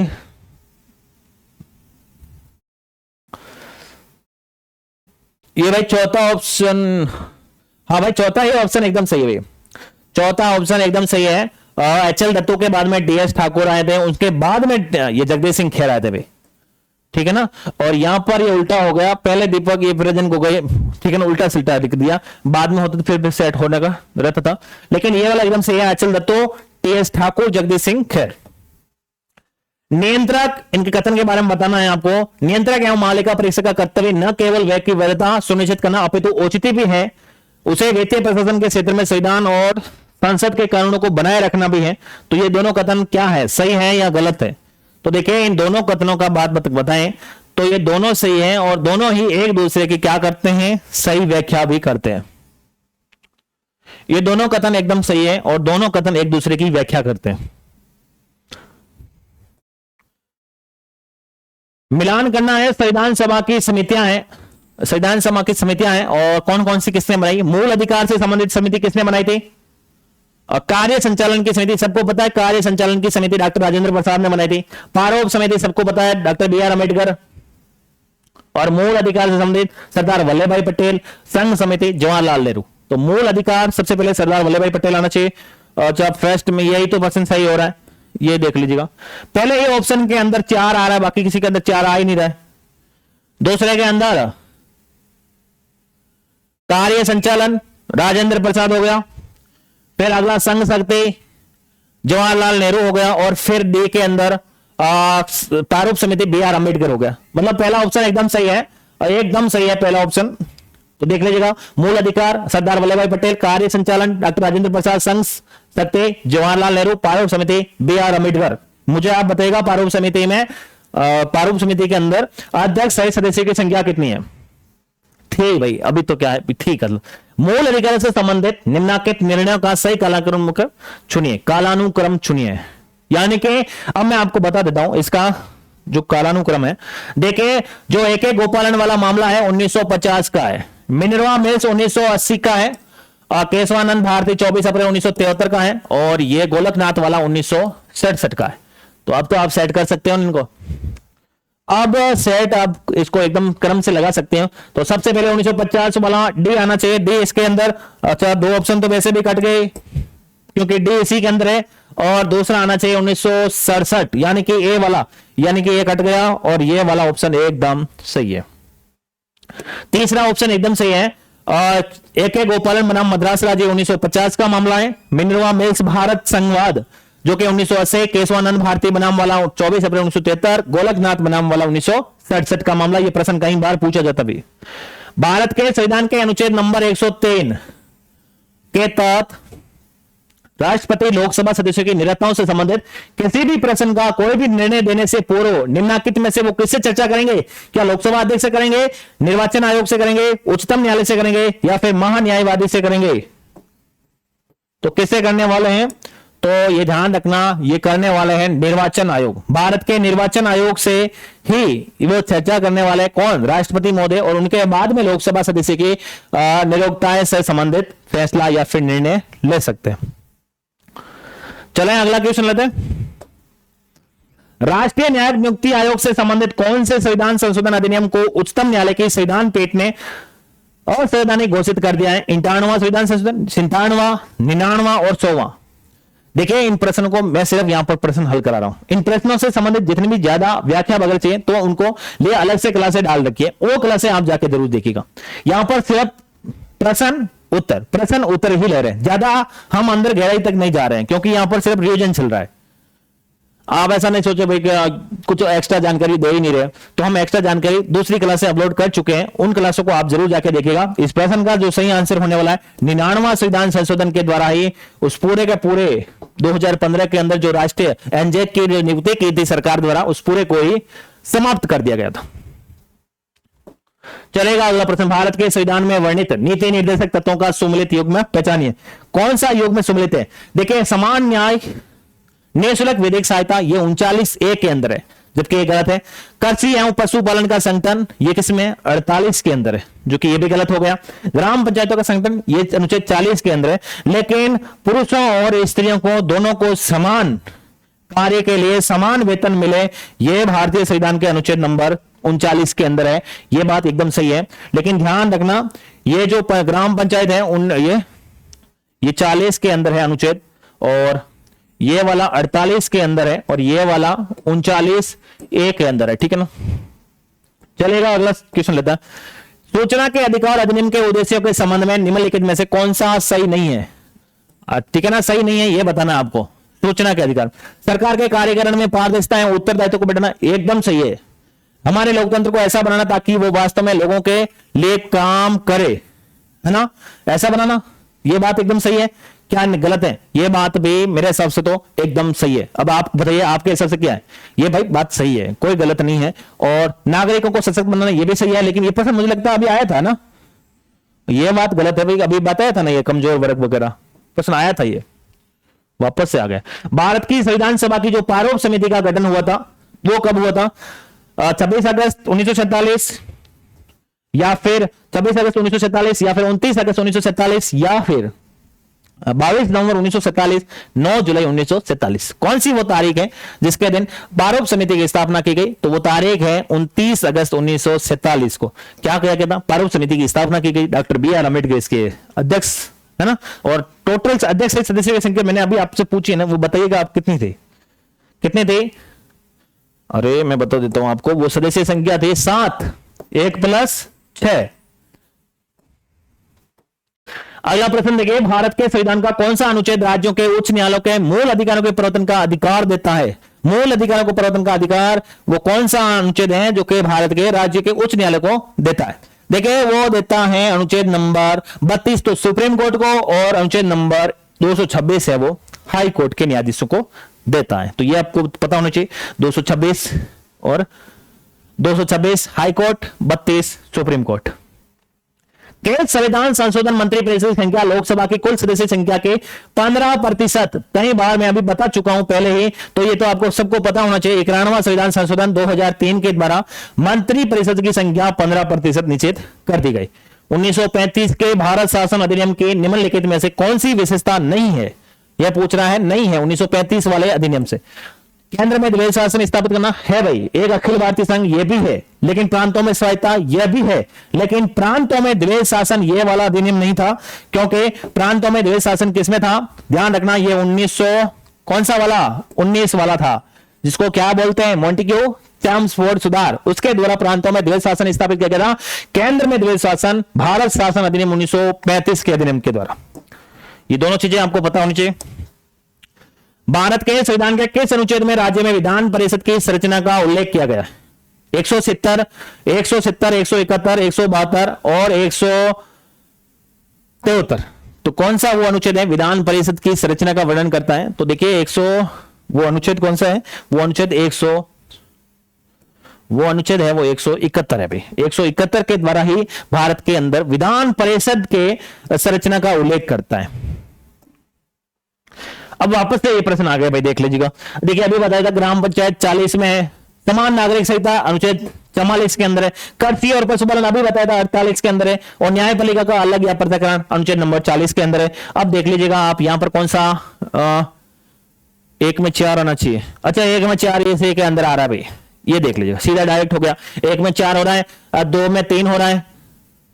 सॉरी ये नहीं, 1 मिनट ये पूछ रहा है 1 में 4 नहीं चाहिए, 1 में वो 40 वाला चाहिए था, 1 में 3 चाहिए और 3 इसमें है भाई। अब सही है, देखिए 1 में 3 अनुच्छेद 40 आ गया, समान नागरिक संहिता 4 आ गया, और कृषि पशुपालन यानी कि 2 आ गया, और न्यायपालिका का अलग थलग अनुच्छेद 50 हो गया। यह एकदम सही है। ग्राम पंचायतों का उल्लेख अनुच्छेद नंबर 40 में, नीति निर्देशक तत्वों के अंदर समान नागरिक संहिता अनुच्छेद नंबर 44 के अंदर है, कृषि पशुपालन 48 में है, न्यायपालिका का अलग अलग थलग ये आपके पृथक्करण अनुच्छेद नंबर 50 के अंदर है। मुझे ये बताएगा जो नीति निर्देशक तत्व है वो भारतीय संविधान के कौन से भाग के अंतर वर्णन है? बताएगा निम्नलिखित में से किस राज्य में अनुच्छेद नंबर 356 जो कि अब तक सबसे अधिक बार लागू किया गया, वो कौन सा राज्य? मणिपुर, उत्तर प्रदेश, बिहार, पंजाब। तो देखिए वो राज्य है मणिपुर के अंदर लगभग 11 बार, अभी भी थोड़े दिन पहले लगा था भाई, ठीक है ना। तो मणिपुर वो राज्य है जिसमें सबसे ज्यादा अनुच्छेद नंबर 356 राष्ट्रपति शासन का वर्णन या फिर वहां पर लागू किया गया भाई, ठीक है ना। राष्ट्रीय मानवाधिकार आयोग का गठन किस अधिनियम के अंतर्गत किया गया? मानवाधिकार संरक्षण अधिनियम 1991, मानवाधिकार संरक्षण अधिनियम 1992, मानवाधिकार संरक्षण अधिनियम 1993, मानवाधिकार संरक्षण अधिनियम 1995। इस प्रश्न का तो सही आंसर एकदम कौन सा होने वाला है आप बताइएगा। ये भाई जो है ना मानवाधिकार से संबंधित जो कानून बना था, सबसे पहले अधिनियम बना था वो 1993 का है, उसी के द्वारा फिर राज्यों के अंदर भी स्थापना होती है। भारतीय संसद का गठन भारत के संविधान के किस अनुच्छेद के अंतर्गत किया गया? 79, 80, 81, और ये 83। तो देखिए मैंने कई बार ये रटाया भी था आपको, और वो सब था सरला। सरला देखिए स से 79, 80 और 81। देखिए लोकसभा, राज्यसभा और संसद हो गया ना। और संसद की बात करें, संसद 79, राज्यसभा से लोकसभा 81। सरला सबसे आप जरूर याद रखिएगा इस प्रश्न को ना। राष्ट्रीय न्यायिक नियुक्ति, ये तो अभी आया था भाई, क्यों बार बार आ रहा है। 99वां संविधान संशोधन के द्वारा एनजेक को समाप्त किया गया या फिर इसकी स्थापना की गई थी। निम्नलिखित में से किस अधिनियम के द्वारा केंद्र में द्वैध शासन, ये देखिए केंद्र में द्वैध शासन, देखिए राज्यों के सॉरी केंद्र में द्वैध शासन पूछे तो फिर है ये वाला, ठीक है 1935 वाला। अगर राज्यों के अंदर, प्रांतों के अंदर द्वैध शासन पूछे तो ये 1919 वाला है, ठीक है ना। ये केंद्र में पूछ रहा है, इसका मतलब जो केंद्र में पूछ रहा है,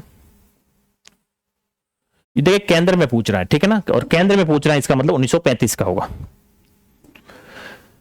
अच्छा, ये संविधान से संबंधित कुछ प्रावधान है, हमने किस किस देश से लिए, तो ये तो मैं आपको डायरेक्टली बता सकता हूं।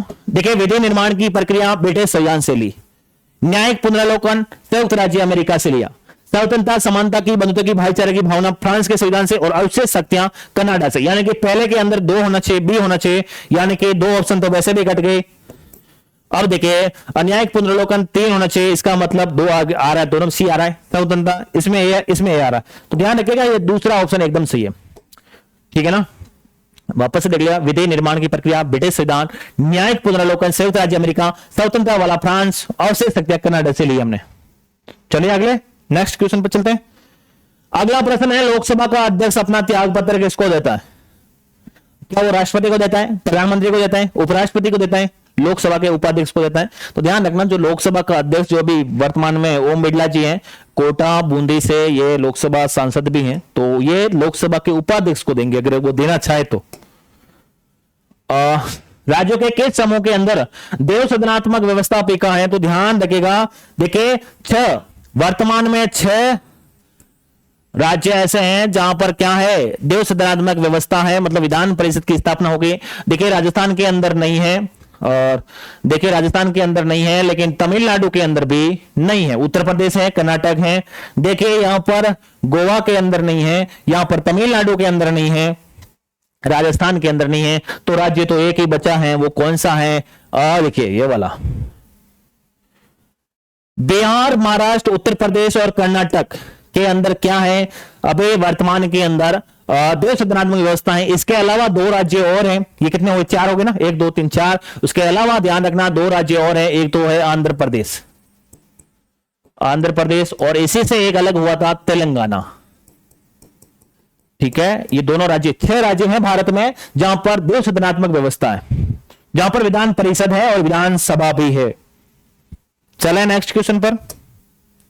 भारत के उच्चतम न्यायालय के न्यायाधीशों को हटाने के लिए प्रस्ताव पारित करते हैं संसद के निम्न सदन के साधारण बहुमत द्वारा, संसद के उच्च सदन के 2/3 द्वारा, प्रत्येक सदन की कुल सदस्य संख्या के बहुमत द्वारा, या प्रत्येक सदन की, ध्यान से सुना, प्रत्येक सदन की कुल, यही प्रश्न इसका आंसर है, प्रत्येक सदन के क्या?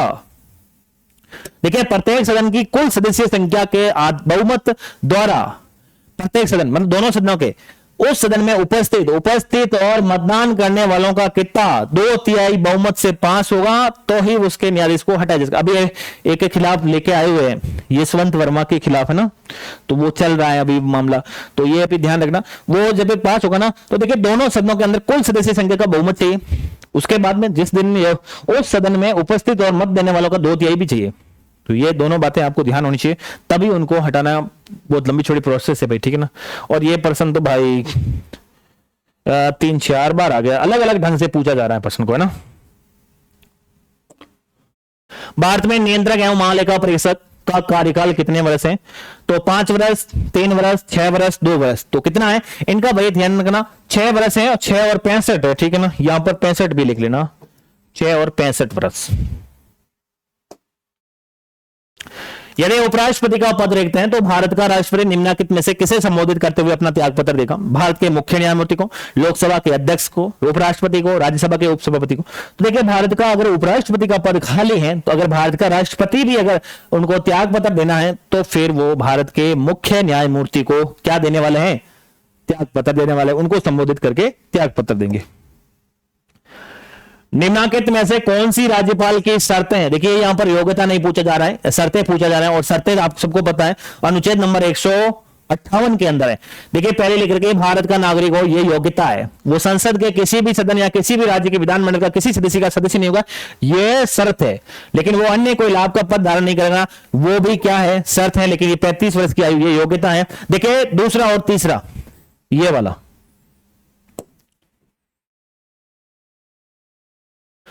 दूसरा और तीसरा है ना, वो इसके क्या है, शर्तें हैं।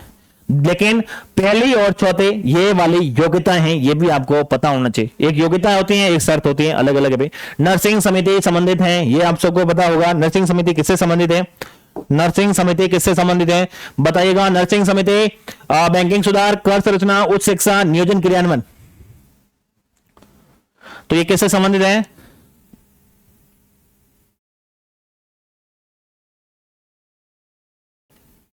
तो देखिए भाई, ये सबको कई बार ये प्रश्न आ भी चुका है, बैंकिंग सुधार से संबंधित है। और मैं अभी तक आपको ये बता दूं, अभी तक आपने अगर इस चैनल पर नए हैं तो सब्सक्राइब नहीं किया तो कर ले भाई, ठीक है ना? क्योंकि आने वाले समय में अपनी वीडियो से संबंधित, पीएसएल से संबंधित पूरी हिंदी कंप्लीट हम यूट्यूब के ऊपर करने वाले हैं, एकदम निःशुल्क है ना, तो वो भी आप ध्यान रखिएगा। तो इनको ध्यान रख के आप इस क्लास को अधिक से अधिक शेयर जरूर करें भाई। और क्लास कैसी लगी इसका भाई एक कमेंट करके तो बताना, आपको कैसी लगी क्लास, ठीक है ना? राज्य सार्वजनिक प्रयोजनों के लिए अनिवार्य सेवा अधिरोपित कर सकता है। ऐसी सेवा अधिरोपित करने में राज्य विधान निम्नलिखित में से किस आधार समूह पर कोई विभेद नहीं कर सकता? देखिए राज्य सरकार के बारे में बता रहे हैं और कह रहे हैं कि वो अनिवार्य रूप से सेवा का अधिरोपित कर सकता है, लेकिन वो सेवाएं जो बनाएगा उसका ध्यान उसको ये रखना होगा कि वो है ना, वो सेवाएं तो जरूर बना सकता है, लेकिन उनको ये ध्यान रखना होगा कि वो धर्म, मूल वंश, जाति या फिर वर्ग, इसके आधार पर किसी के साथ भेदभाव नहीं करेगा, ठीक है ना? बनाए उसका, वो उसका अधिकार है, ठीक है ना, लेकिन वो भेदभाव नहीं करेगा, बस इतना ध्यान रखना होगा। 9 दिसंबर 1940 को पहली बैठक से भारत की संविधान सभा कितने समय तक अस्तित्व में रही थी? ये 9 दिसंबर से पूछ रहा है, ध्यान से देखना प्रश्न को। तो देखिए 9 दिसंबर से पूछ रहे हैं और इसके अंदर 2 वर्ष 11 माह 18 दिन आपने कई बार पढ़ा होगा, लेकिन ये 9 दिसंबर इस प्रश्न के अंदर आंसर है ना, ये वाला सही माना है। और क्यों माना है? क्योंकि इसकी जो अंतिम बैठक है वो 24 जनवरी 1950 को माना है। लेकिन अब ध्यान रखना 26 नवंबर 1949 को मानते हैं तो फिर 2 वर्ष 11 माह 18 दिन होता है। ये भी आप ध्यान से देखिएगा प्रश्न को। ये 9 दिसंबर से लास्ट 24 जनवरी और 9 दिसंबर से अगर 26 नवंबर को माने तो फिर 2 वर्ष 11 माह 18 दिन होंगे। ये प्रश्न मैंने कई बार समझा दिया आपको। निम्नलिखित में से किस वाद में उच्चतम न्यायालय ने संविधान का मूल ढांचा, भाई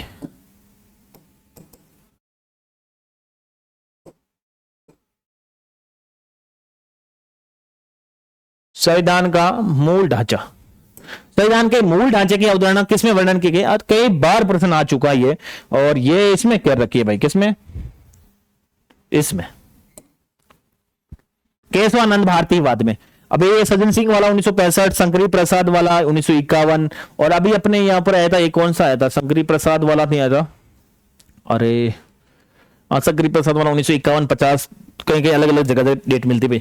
भारत के संविधान के उपबंधों के अनुसार उच्चतम न्यायालय को संघ सूची विषय में से किसी के संबंध में ऐसी अतिरिक्त अधिकारिता और शक्तियां होगी जो कौन देगा? जो ध्यान रखना, राष्ट्रपति नहीं दे सकता, ना उच्चतम न्यायालय इसको दे सकता, नहीं भारत सरकार दे सकती है, लेकिन अगर संसद चाहे तो विधि बनाकर उनको प्रदान कर सकती है, ठीक है ना? किसको? उच्च न्यायालय को, या फिर उच्चतम न्यायालय को एक संघ सूची के अंदर कुछ विषय अगर देना चाहे तो वही संसद है वो विधि बनाकर दे सकती है। बाकी ना तो राष्ट्रपति दे सकता है, ना उच्चतम न्यायालय खुद नियम बना सकता है, नहीं भारत सरकार दे सकती है। चलिएगा अगला प्रश्न लेते हैं। अनुच्छेद 40, देखिए अनुच्छेद 40 आप सबको पता है ग्राम पंचायत से संबंधित है। राज्य ग्राम पंचायतों का संगठन करने के लिए कदम उठाएगा, उनको ऐसी शक्तियां और प्राधिकार प्रदान करेगा जो उन्हें योग्य बनाने के लिए आवश्यक हो। विकास की इकाइयों के रूप में कार्य करने, स्वायत्त शासन की इकाइयों के रूप में कार्य करने, विकेंद्रित शासन की इकाइयों के रूप में कार्य करने, या फिर सामाजिक न्याय, सामाजिक न्याय।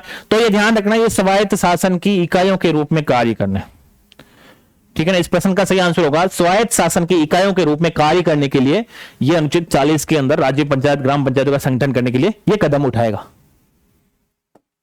भारत के संविधान में समवर्ती सूची, जो समवर्ती सूची का प्रावधान है वो हमने किस देश से लिया? तो क्या अमेरिका से लिया, क्या यूनाइटेड किंगडम से लिया, कनाडा से लिया, या ऑस्ट्रेलिया से लिया? तो ये हमने कई बार पढ़ा भी है, ये हमने ऑस्ट्रेलिया से लिया है। कहां से लिया है?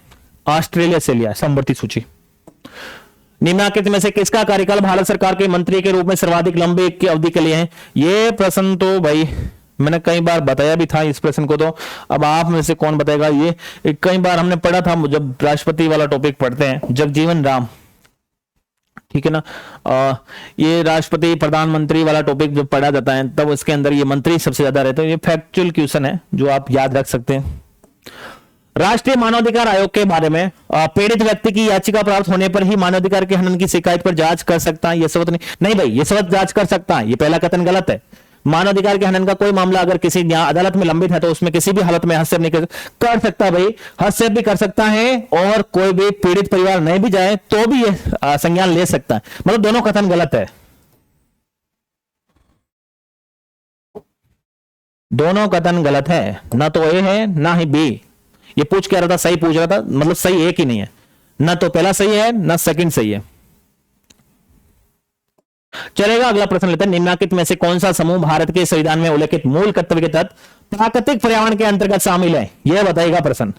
प्राकृतिक पर्यावरण के अंतर्गत शामिल है तो देखिए आप सबको पता है इसमें पर्वत है, ये नहीं है, इसमें पर्वत है, ये नहीं है, और इसमें भी पर्वत है, ये भी नहीं है, लेकिन सही आंसर है ये वाला। देखिए पर्वत के कारण गलत हो गया, ये भी पर्वत के कारण गलत हो गया। पर्वत नहीं है, वन है, झील है, नदी है, वन्य जीव है, ये है भाई, ठीक है ना, ध्यान से देख लेना। पर्वत नहीं है, वन है, झील है, नदी है, वन्य जीव है। निम्नलिखित में से कौन राज्य विधानसभा के साधारण निर्वाचन की अधिसूचना जारी करता है? राज्य के अंदर जब विधानसभा चुनाव होंगे उसकी अधिसूचना कौन जारी करेगा? राज्य निर्वाचन आयोग, सॉरी हाँ, भारत निर्वाचन आयोग, राष्ट्रपति या फिर राज्यपाल? तो कौन करने वाला है? तो यह आप सबको पता भी होगा।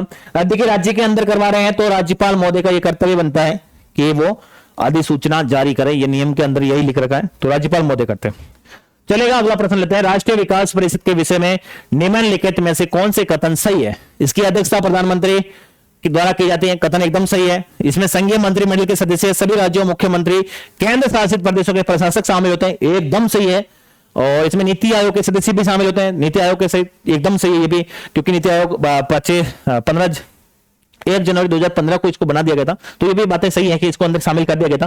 स्वतंत्र प्रभाव वाले राज्य मंत्री भी परिषद के विचार विमर्श के कार्यवाही के लिए आमंत्रित किए जाते हैं, ये भी सही है। इसका मतलब चारों ऑप्शन सही है, तो ये वाला इसका ऑप्शन एकदम 4 नंबर ऑप्शन एकदम सही होगा भाई, चारों ऑप्शन एकदम सही है। और राष्ट्रीय विकास परिषद, चलेगा, अगला प्रश्न लेते हैं। भारत के उच्चतम न्यायालय के न्यायाधीश की आयु ऐसे प्राधिकार द्वारा ऐसी रीति से अवधारित की जाएगी जिसका संसद विधि द्वारा उपबंध करेगी, यह अंतर स्थापित किया गया था। देखिए ये उम्र है ना, उम्र वाला 15वां संविधान संशोधन था, और आपको बता दें ये तारीख सन 1963 के अंदर, ठीक है ना, जो 62 से 60 से 62 वर्ष कर दी थी हाईकोर्ट वालों की उम्र, ठीक है ना। तो ये आप ध्यान रखिएगा, ये जो अनुच्छेद है 15वां संविधान संशोधन 1963 वाला है। और सुप्रीम कोर्ट के न्यायाधीशों की उम्र कितनी है? ध्यान रखना 65 वर्ष है, तो ये भी आप पता होना चाहिए।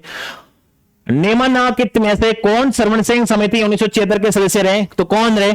AR अंतुले, SS रे, CM स्टीफन और हरदेव जोशी। तो देखिए हरदेव जोशी ही अपने यहां पर गलत होगा, क्योंकि हरदेव जोशी मुख्यमंत्री रहे थे।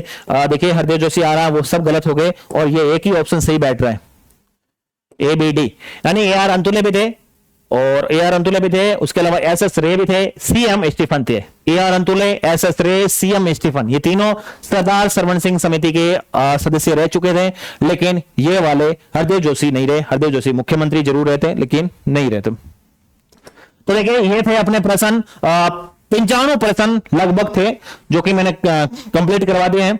और अब मैं उम्मीद करता हूं कि आपके ये प्रश्न देखने के बाद में काफी कुछ अच्छा महसूस कर रहे होंगे कि भाई कुछ ना कुछ तो हमें भी आता है ना।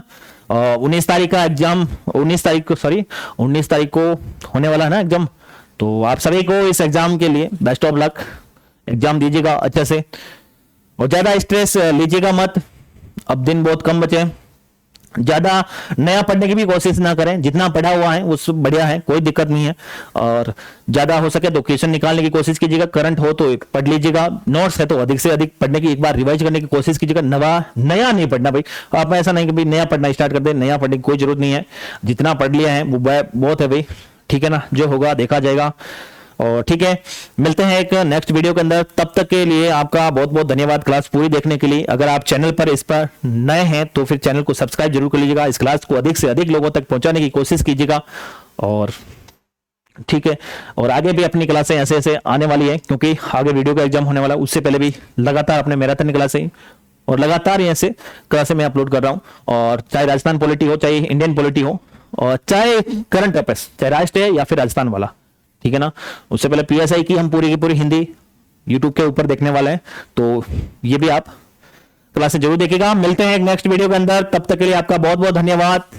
और सभी साथियों को जो भी 4th ग्रेड एग्जाम देने जा रहे हैं, उन सभी साथियों को एक बार फिर से तहे दिल से आपका बहुत बहुत स्वागत, और मैं आपको अपनी ओर से ढेर सारी शुभकामनाएं, सफलता की इस मुकाम के लिए बेस्ट ऑफ लक, ठीक है ना।